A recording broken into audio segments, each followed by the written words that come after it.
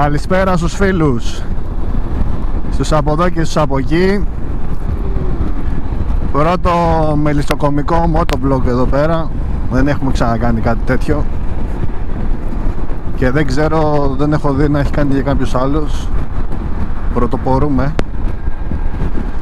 Λοιπόν, είμαστε από Φιλαδέλφια, κατεβαίνουμε, σε λίγο φτάνουμε Περιστέρι και πάμε για παραλία. Πάμε να σας κάνω έτσι μια βόλτα νυχτερινή, μελισσοκομική κουβέντα. Πάμε να περάσουμε ωραία. Εδώ την ακούσαμε λίγο. Λοιπόν, αυτή τη στιγμή έχουμε ένα XADV Honda 7,5. Έχουμε κάνει 24.000 χιλιόμετρα.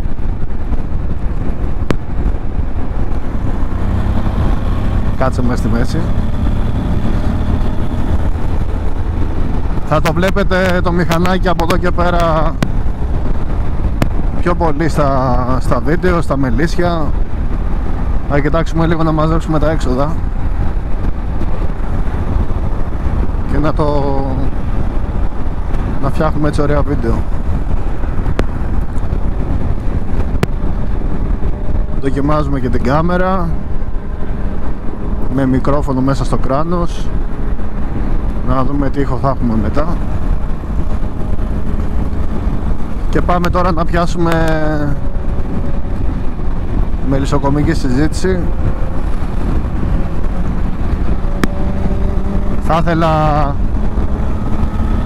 στα σχόλιά σας να μου γράψετε ποια περιοχή είστε, αν πηγαίνει καλά εκεί το μέρος σας. Δεν χρειάζεται να μου στείλετε και ακριβές στίγμα στο χάρτη. Π.χ. καλησπέρα από Ιμωτάδε, καλησπέρα από Φιλιατρά, γεια σου φίλε Γιάννη, είμαι ο Κώστας από Ετωλοκαρνανία. Δεν χρειάζεται να μπαίνουμε σε πιο που είναι ο καθένας γιατί μπαίνουμε σε άλλες κουβέντες μετά. Δεν χρειάζεται να μαζευτούμε όλοι σε μια μεριά. Καθένας εκεί που είναι, καλά είναι να παίρνει τα μελάκια του. Ελπίζω όλοι να παίρνετε. Λοιπόν, για μένα η χρονιά σε γενικές γραμμές εξελίσσεται πολύ καλά, μπορώ να πω. Έχετε δει ένα τρίγο που έχω κάνει στην Ασφάκα. Την Ασφάκα εγώ την έχω εκεί στο στατικό, εκεί που ξεχειμωνιάζω, στο χυμαδιό.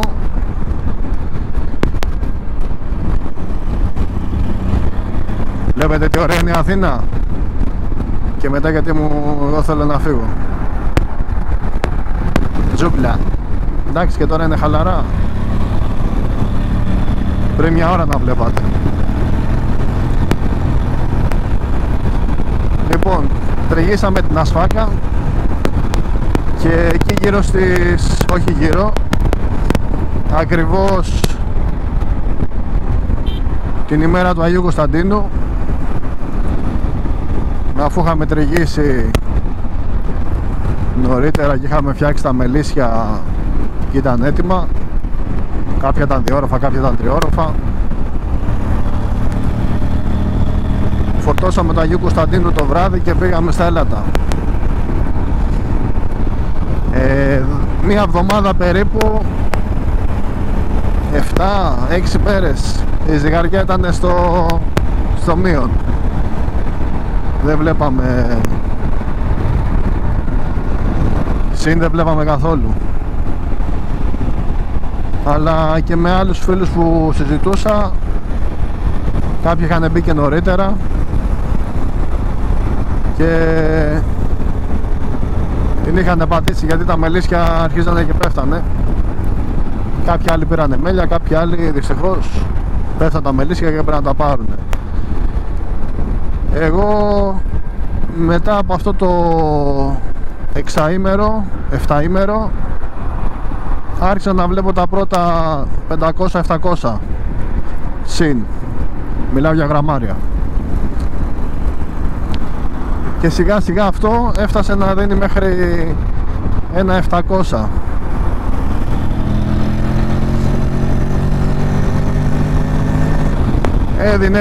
Έδινε, παρακολουθούσα και τη ζυγαριά και τις δύο εκεί πέρα τις ζυγαριές, αλλά καμιά φορά πας και η ζυγαριά είναι, αντί για μέλια έχει γόνο, γιατί και ο γόνος πάλι βάρος έχει. Τέλος πάντων, πήγα, τρίγησα, ανέβασα έτσι ένα μικρό δείγμα, πήραμε από 40 μελίσια, μελίσι και πάτωμα, αλλά τα περισσότερα, γιατί εγώ δεν θέλω να λέω μούφες εδώ πέρα, να τα λέμε όπως είναι, γιατί δεν έχουμε κάτι να κρύψουμε, πραγματικότητα λέμε. Τα μισά τα πλαίσια ήταν ασφράγιστα, δεν είχαν καμία σχέση με το βίντεο που ανέβασα, και θα ανεβάσω κι άλλο να δείτε. Εντάξει, θα είναι λίγο με μουσική το βίντεο που θα ανέβει, το αφιερώσουμε εκεί στον Κυρκώστα από τη Θεσσαλονίκη, του αρέσει ο Μπαρμπατάκης, οπότε ναι, παίξε με το κινητό.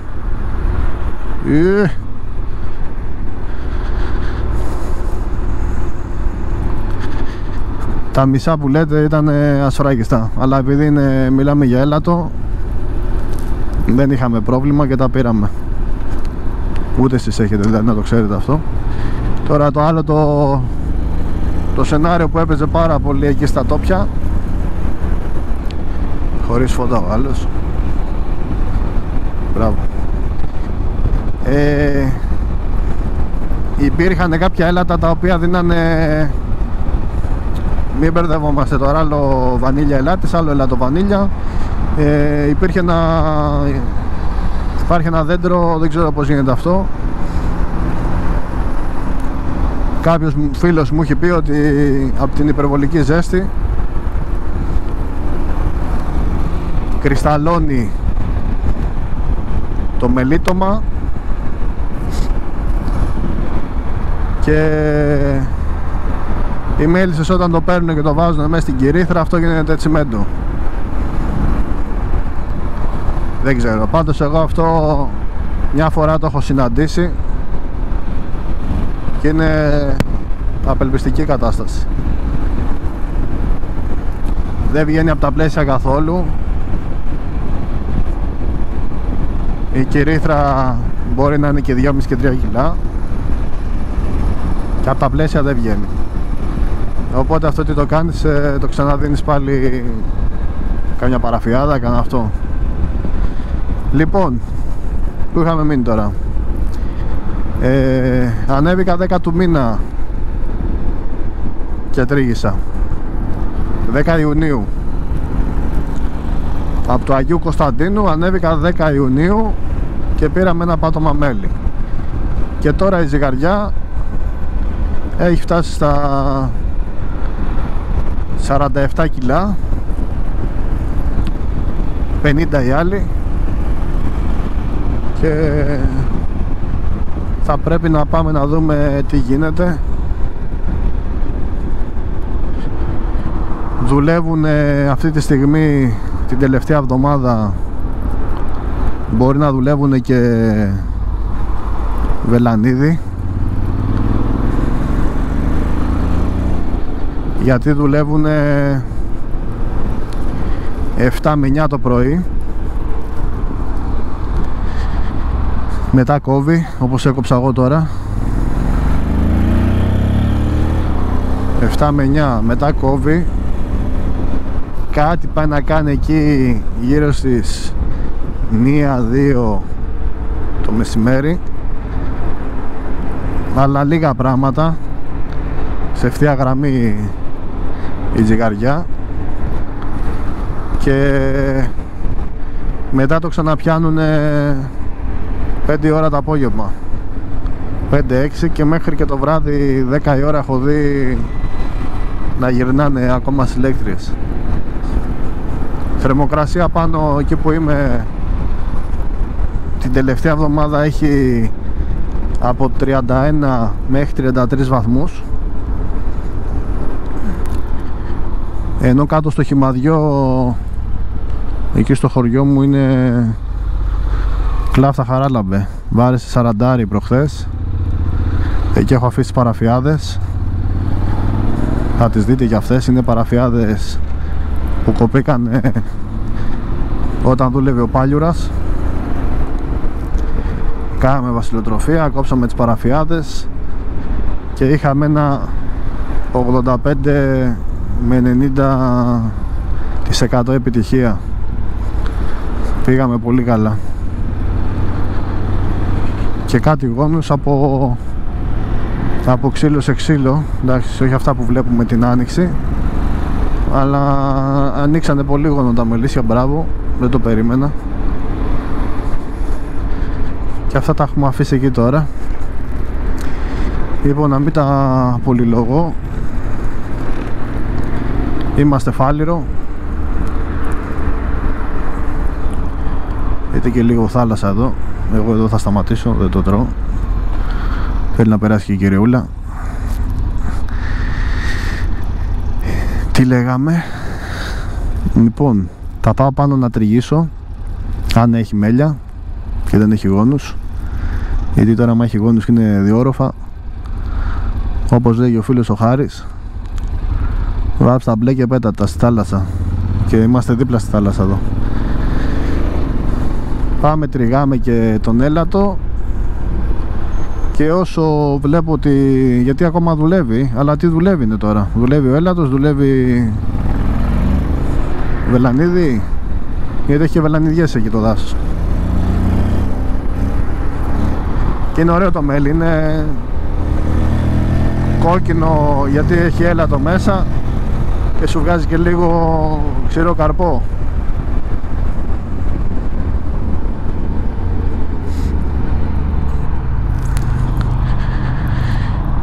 Έτσι ήταν πέρυσι τουλάχιστον, που δούλεψε λίγο το βελανίδι, δεν μου το μαύρησε το μέλι. Θα πάμε να τριγίσουμε. Άμα δουλεύει, συνεχίζει και δουλεύει όπως τώρα, τα μελίσια θα μείνουν πάνω.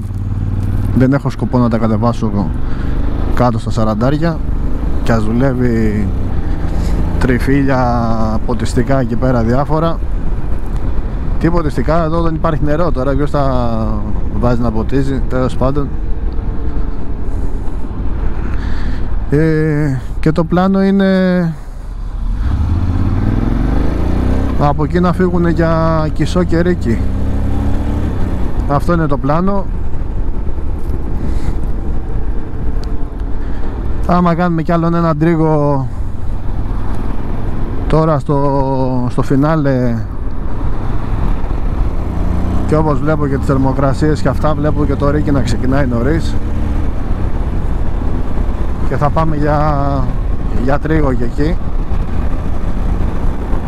Θεραπεία σίγουρα μετά τον τρίγο.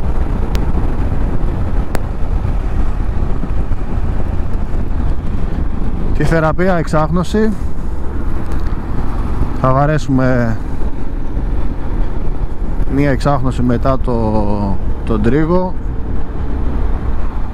και πριν πάνε στα ρίκια θα κάνουμε 3 επαναλήψεις από μία εβδομάδα διαφορά πριν πάνε στον Κισό. Δηλαδή θα βαράμε μία φορά τη βδομάδα 3 επαναλήψεις.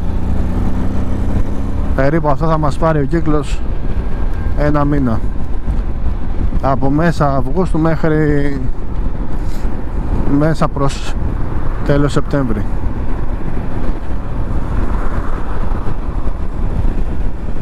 Με αυτά και με αυτά έχουμε φτάσει ελληνικό. Ελπίζω να σας άρεσε το βίντεο. Γράψτε στα σχόλια περιοχές. Ποιος θέλει να πατήσουμε τώρα? Έχει ένα κράνο στον αγώνα. Δεν πατάμε όμως, είμαστε με λησοκομικό κανάλι.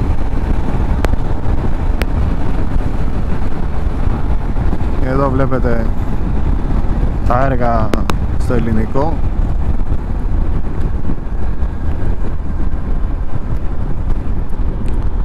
Χαμός.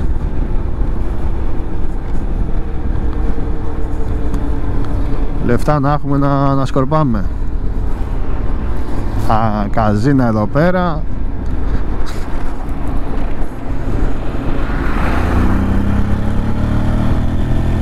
Να παίρνεις τα λεφτά από τα μέλια και να έρχεσαι εδώ να τα σκορπάς.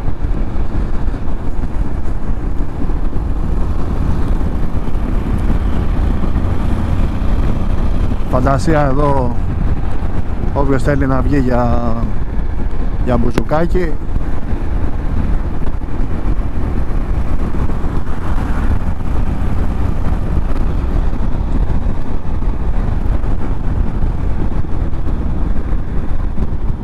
Αυτά, μελισσοπατέρες. Δεν έχω να πω κάτι άλλο. Με τα σχόλιά σας θα δω εκεί τι θα γράψετε. Να το Wheeltrack το καινούριο. Θα μπω να δω τα σχόλια και θα έρθω με καινούριο βίντεο. Θα κάνουμε και ένα βίντεο τώρα που θα πάμε πάνω για τον Τρίγο. Προστάω κι άλλο ένα τώρα που να είναι θα ανέβει. Αυτά. Εύχομαι όλοι να είστε καλά, να μην είχατε πρόβλημα με τις φωτιές και μακάρι σε όλους να πάνε όλα δεξιά. Αυτά, καλή συνέχεια.